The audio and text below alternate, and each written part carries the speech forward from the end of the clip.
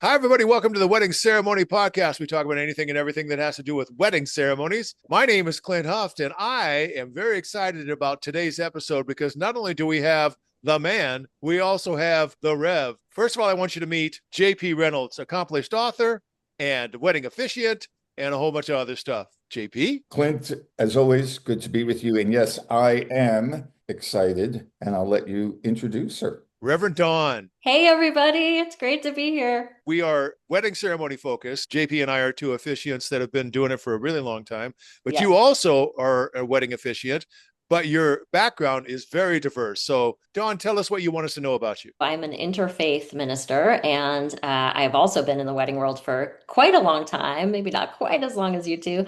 I was ordained in 2009. So my background before that, I say I'm an activist by blood. I come originally from the nonprofit community organizing social justice space, but I got burnt out on that world, and I wanted to explore spirituality, which I'd never done before. So I found this school in Manhattan that was doing an open house. And I say the school sounds like a bad joke because a priest, a rabbi, and a swami walked in and started a school together.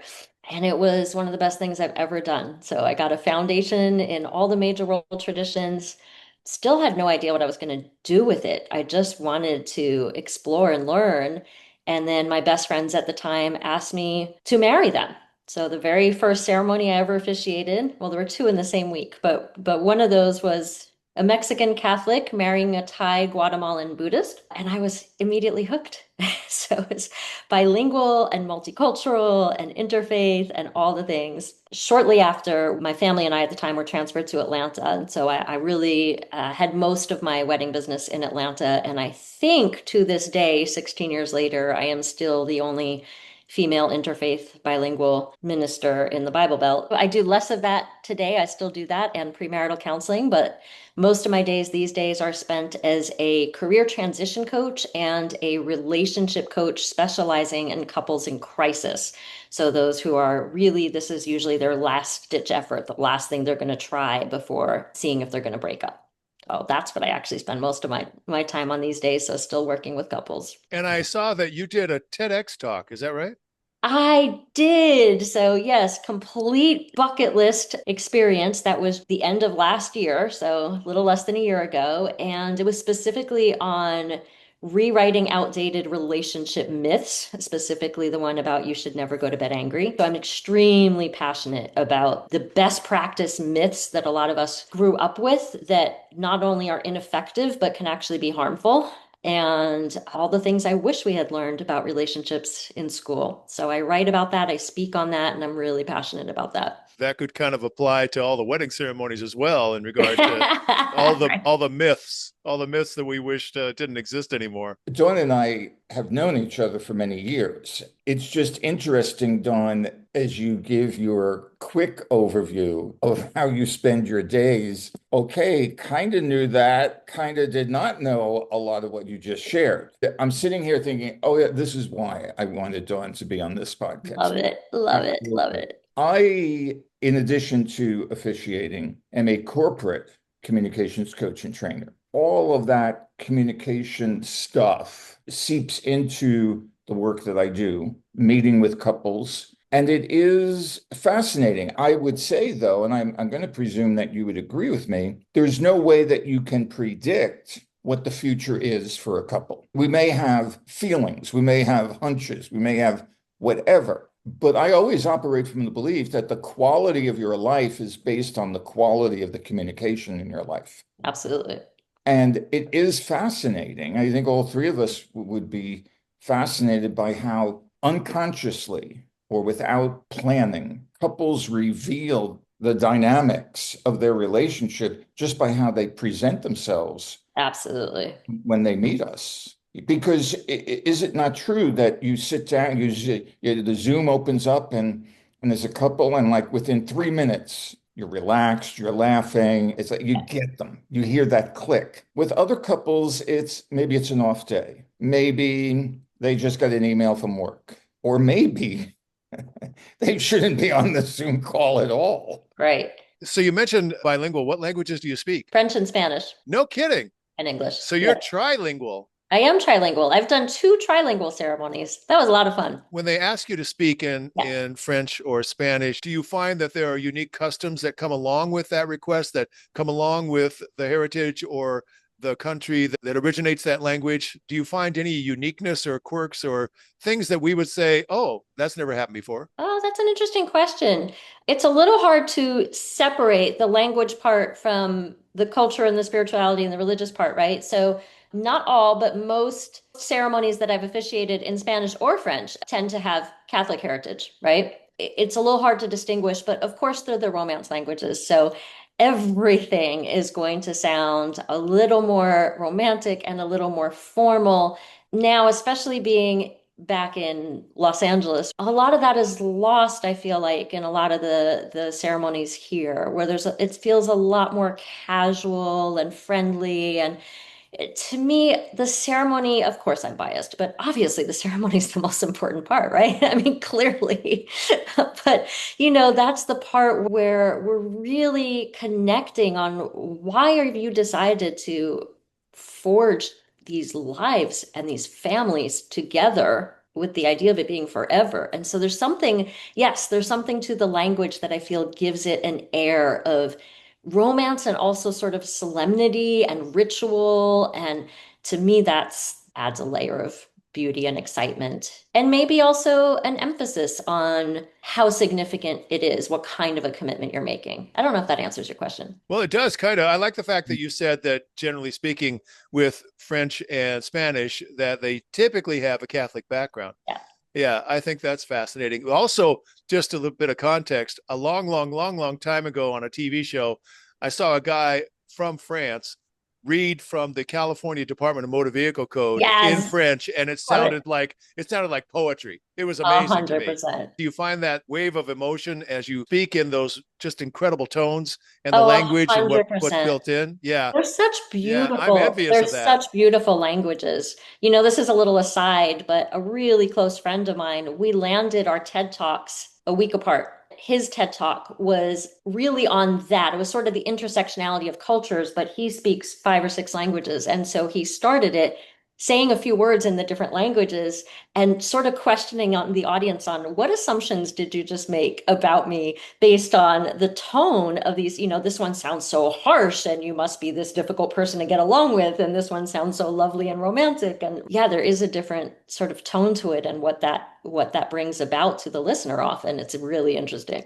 JP, you mentioned that you and Dawn have known each other for a long time. How did you meet? I feel we're back at a cocktail party. Well, Dawn, I'll let you tell our story Well, the truth is or we any originally version of the met story. in connection with my wedding. Oh, okay.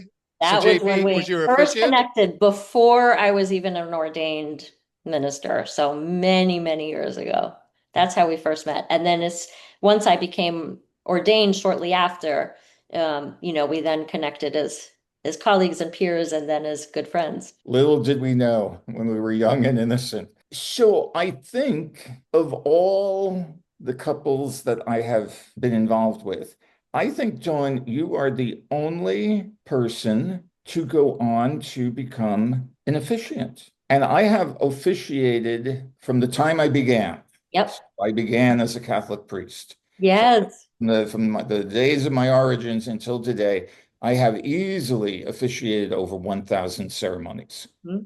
as I presume, Clint, you have. I mean, I think of those 1,000 plus, you are the lone officiant from the group. Knowing you, there's a part of me that's like, oh, well, that makes perfect sense that you would have wandered into the world of officiating. Yes. But I would be curious as to what might have led you into that world. It's interesting. Before that, because I've always had a little bit of a gypsy spirit and that service-oriented part of me. So it was a lot of community organizing and moving from city to city and project to project up until that point. I'm very open about the fact that I have a history of anxiety in my family and over the top ADHD. So most of a lot of my couples and almost all of my career coaching clients, that's a piece of the puzzle is ADHD and other forms of neurodiversity, but specifically ADHD.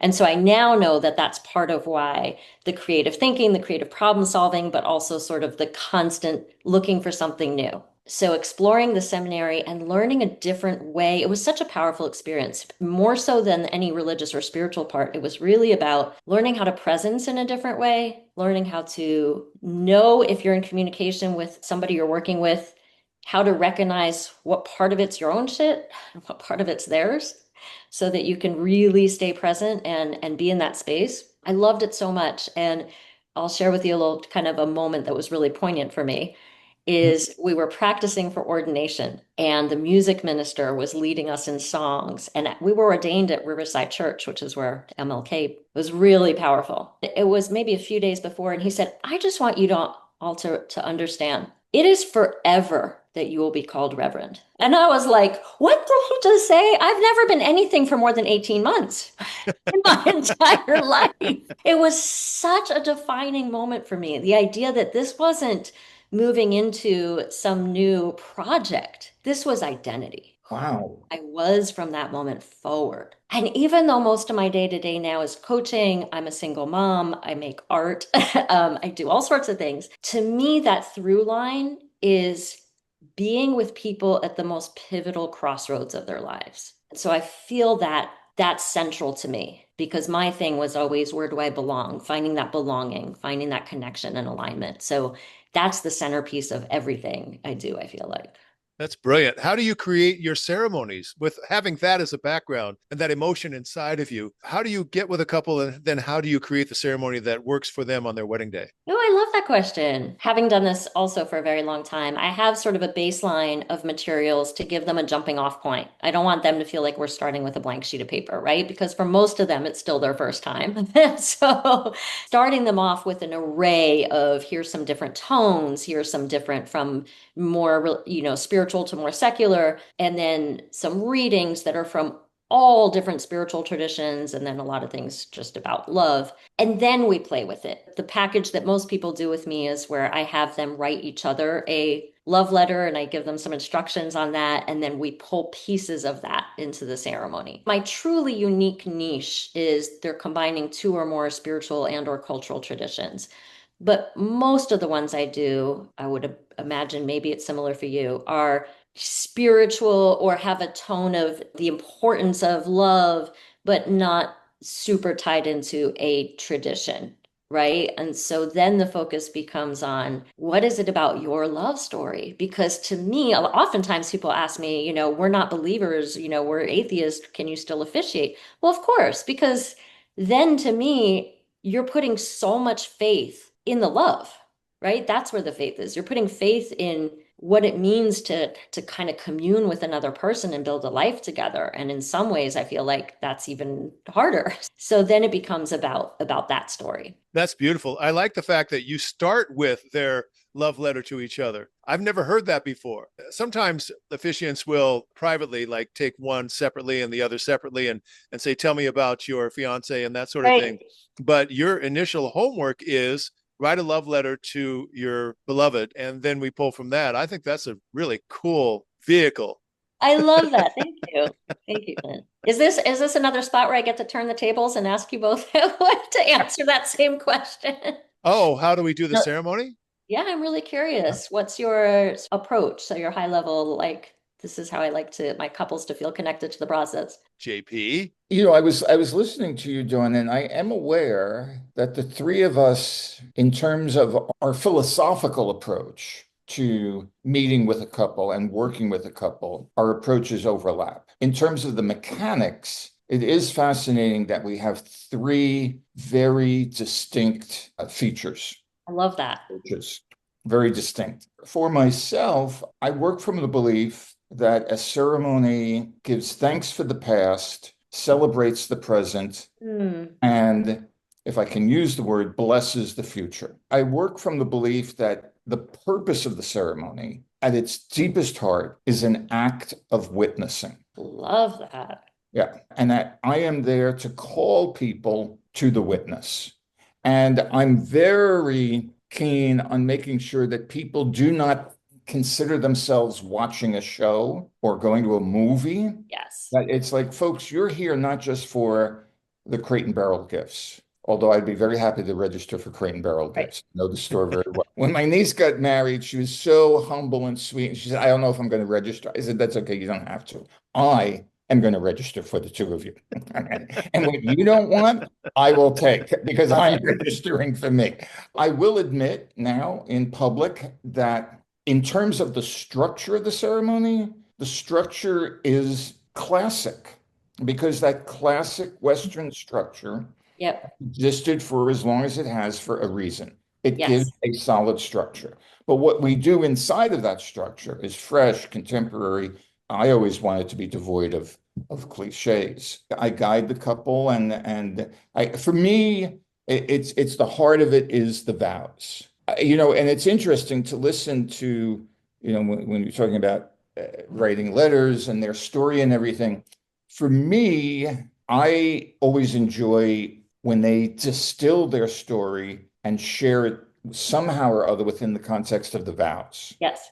Agreed. Rather than me saying, let me tell you who these people are. Because my thought is, if you don't know who these people are, then how did you wrangle an invitation? And you better have given them a really good gift. I'll stop there because I love so yeah. much of what you just shared, JP. I think that's so beautiful. The part about the audience, that connection. You're not just there as a voyeur, right? The Right. witnessing, and you are part of the ritual of the ceremony, right? You are an essential element of it.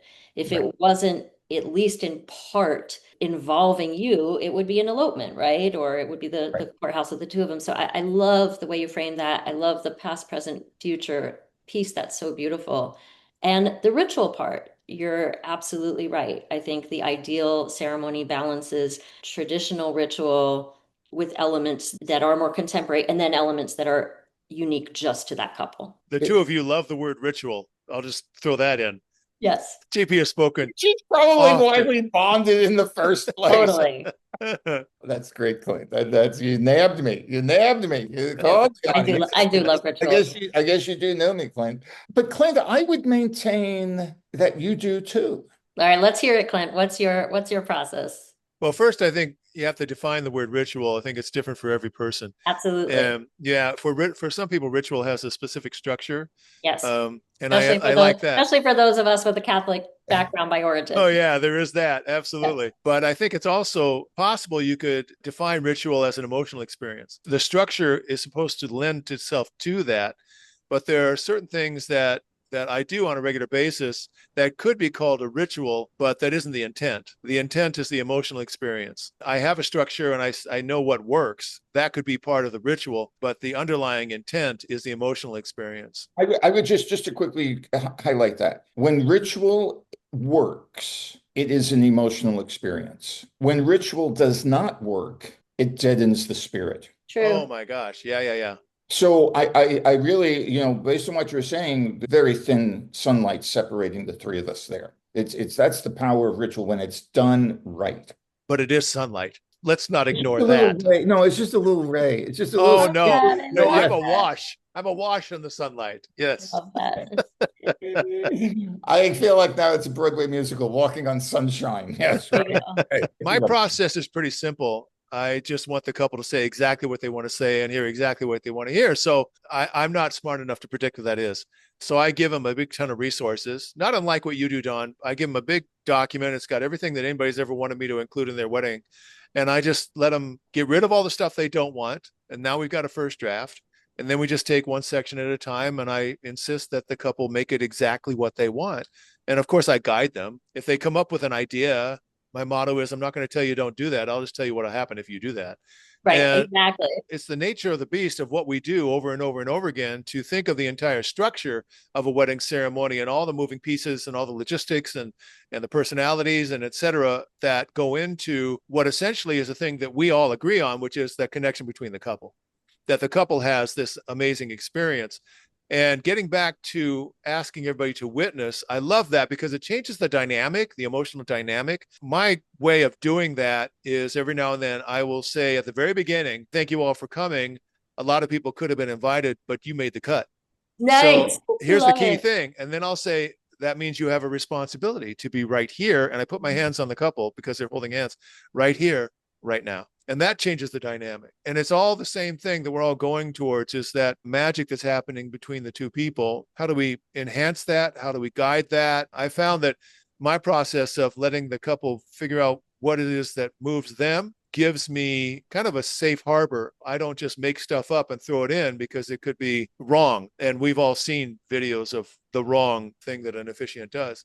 So that's my process. It's a back and forth. Love it. Beautiful. Thank you for both for sharing. Oh, sure. I'm very moved by all of this because we are speaking in one way or another to the, I will use the word, the sacredness of the process. Yes. That when two people give their word to each other, it is bigger than the two of them. It is bigger than all of us. While our approaches are unique in terms of how we each create the structure of the ceremony and the wording of the ceremony, we each approach it taking our shoes off and walking on sacred ground. That we are there for these two people. And our job is to gather up everybody who is milling about on this property, and to make sure that the couple feel surrounded by all of this love as they gift each other with their word. And how we do that is unique to our own personalities and our own backgrounds and our own belief systems. But that, I think, is really the heart. And that is the power of, wait for it, ritual. That is the power of ceremony. Yes. In today's world, Yes. when a ceremony is done right, Yes. it is an oasis. People feel relief. They feel relief that it's like for 25 minutes, they can remember what life is all about. Love, loyalty, family, friends. And so we approach it not as a, dearly beloved, we're gathered here on the side of, sit down. We recognize that we are part of something that we have helped create, but that is above and beyond us. And I think it's that attitude that makes the difference. GP, you are an artist with language. You said a bunch of stuff there that I thought, oh, that's pretty. Oh, that's pretty too. That was really well done. Really well done. I just tried to scribble some of it down, but I didn't catch it. So I'll have to listen. You know what? I live alone. I talk to myself. I like it. Beautiful. I tell you. Well, we could go for a long time, which makes me think that, Dawn, we're going to have you back for round 2 at some point in the future. Yay. But we do need to wrap this one up. So tell everybody how they get in touch with you if they want to. Oh, I would love that. Well, make it very easy for you. If for the ministry piece, it's revdawn.com, REVDAWN.com. The relationship coaching is relationshipcoachdawn.com. And JP, how can people get in touch with you? They can just call you direct and then you yeah, I have a forwarding service. Yes. It is jprweddings.com. Also, you should know he mentioned that he is a corporate communications coach. Thebusinessofconfidence.com is that website. And I highly encourage you to check out his books about weddings and everything surrounding the wedding ceremony. They are in the Amazon store and in the Kindle store in Amazon. And for me, it's just my name, Clint Huff, CLINTHUFFT.com for all of the things that I do. That's it for this episode of the Wedding Ceremony Podcast. This is Clint. On behalf of JP and Dawn, we will see you next time.